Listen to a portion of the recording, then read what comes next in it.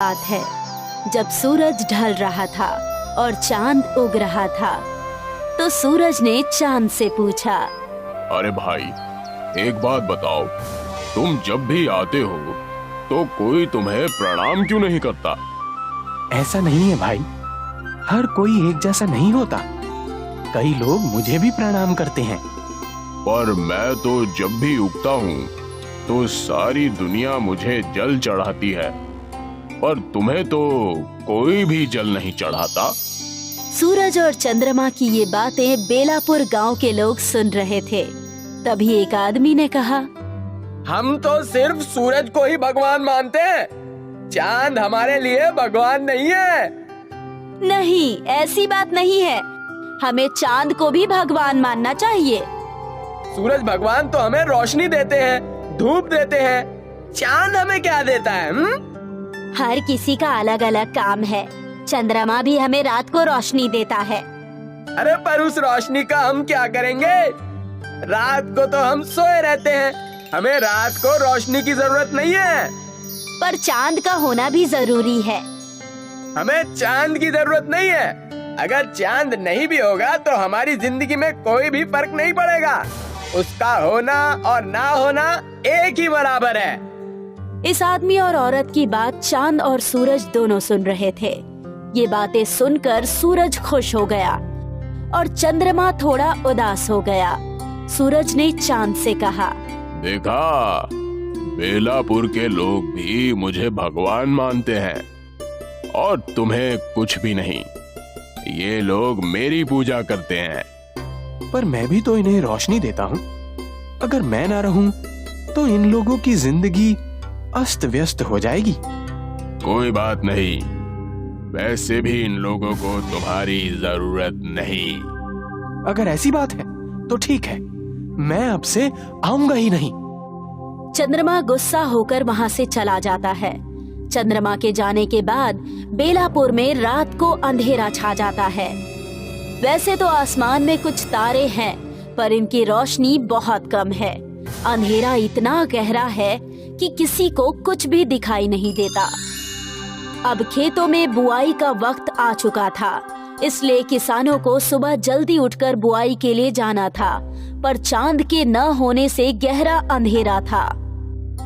अरे उठ जाओ, आज खेत की बुआई करनी है ना, जल्दी चलो, नहीं तो बाद में तेज धूप हो जाएगी और फिर गर्मी में काम नहीं हो पाएगा।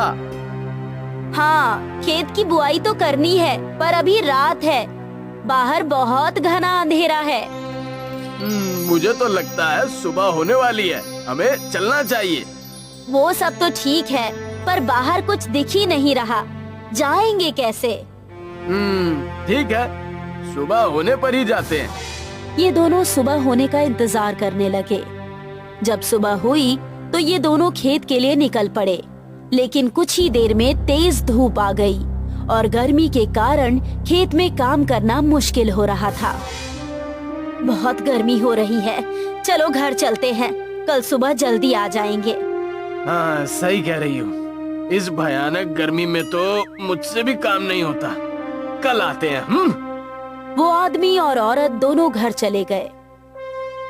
अगले दिन भी जब वो उठे तो रात को चंद्रमा के न होने की वजह से बहुत घना अंधेरा था, और आज भी वो दोनों जब उठे तो सूरज निकल चुका था। सूरज की गर्मी के कारण खेत में काम करना मुश्किल हो रहा था।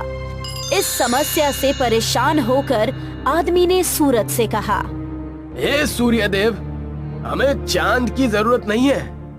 अगर आप रात को भी रहें तो हमें कभी भी चांद की जरूरत नहीं पड़ेगी और हम केवल आप ही की पूजा करेंगे। ठीक है, अब से मैं रात को भी रहूंगा। अब दिन खत्म होने के बाद सूरज रात को भी बेलापुर में ही रहने लगा, जिससे दिन ढल ही नहीं रहा था और रात हो ही नहीं रही थी। अरे जल्दी से खाना बनाओ, नींद आ रही है, सोना भी है। अभी तो दोपहर का वक्त है, क्या अभी से खाना बनाना शुरू कर दूं? अच्छा ठीक है, बाद में बनाना।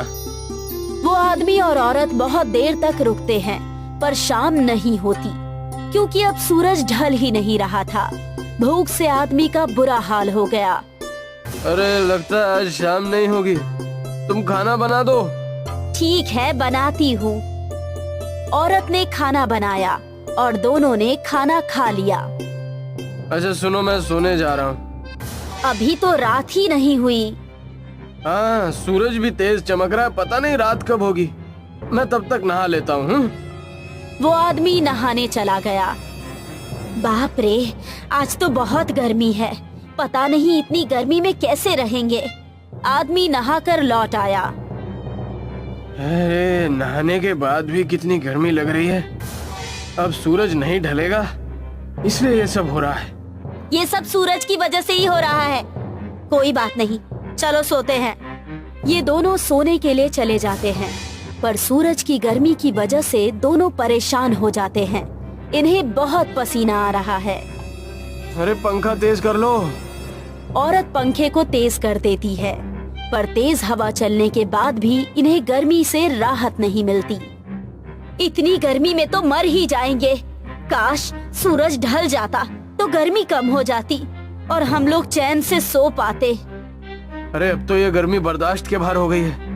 मुझे भी लगता है कि हमें चांद की जरूरत है। चलो जाकर सूर्य देव से बात करते हैं। हाँ ठीक है, चलो।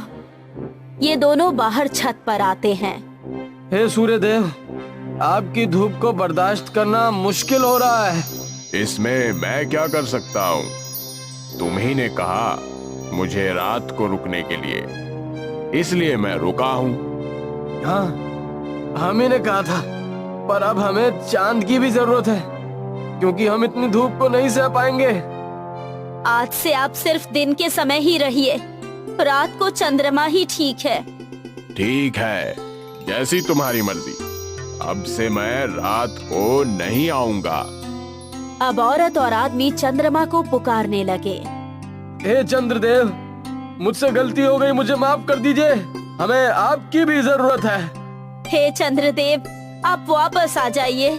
जिस तरह दिन में सूरज की जरूरत है, उसी तरह रात में चांद की भी जरूरत है। इन दोनों के बुलाने पर चंद्रमा वापस आ जाता है। चंद्रमा को देखकर ये दोनों बहुत खुश होते हैं और उन्हें प्रणाम करते हैं। हे चंद्रदेव, जिस तरह हम हमेशा सूरज को जल चढ़ाते हैं और उनका स्वागत करते हैं, उसी तरह आज से हम लोग आपका भी स्वागत करेंगे। ठीक है, अगर तुम्हें मेरी जरूरत है तो मैं तुम्हें रोशनी जरूर दूंगा।